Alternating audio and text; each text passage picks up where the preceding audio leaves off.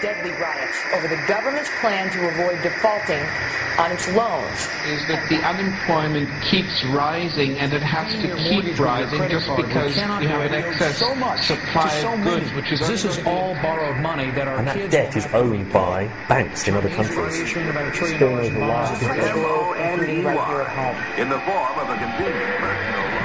A filter cigarette that delivers the taste, and I 45 malt liquor. Are you hot?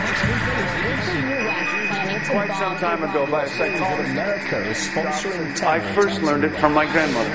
Now, my grandmother was a wonderful person. She taught me how to play the game Monopoly.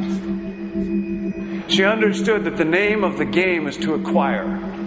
She would accumulate everything she could, and eventually she became the master of the board. And then she would always say the same thing to me. She'd look at me and she'd say, "One day, you'll learn to play the game." One summer, I played Monopoly almost every day, all day long. And that summer, I learned to play the game. I came to understand the only way to win is to make a total commitment to acquisition. I came to understand that money and possessions, that's the way that you keep score. And by the end of that summer, I was more ruthless than my grandmother. I was ready to bend the rules if I had to win that game. And I sat down with her to play that fall. I took everything she had. I watched her give her last dollar and quit in utter defeat.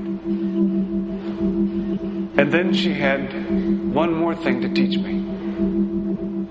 Then she said,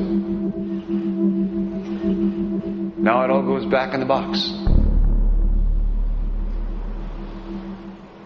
All those houses and hotels, all the railroads and utility companies, all that property and all that wonderful money. Now it all goes back in the box. None of it was really yours. You got all heated up about it for a while. But it was around a long time before you sat down at the board. And it will be here after you're gone. Players come and players go.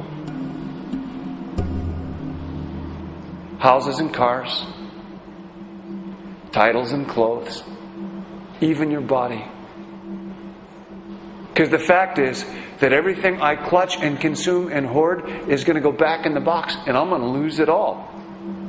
You have to ask yourself, when you finally get the ultimate promotion, when you've made the ultimate purchase, when you buy the ultimate home, when you have stored up financial security and climbed the ladder of success to the highest rung you can possibly climb it, and the thrill wears off, and it will wear off,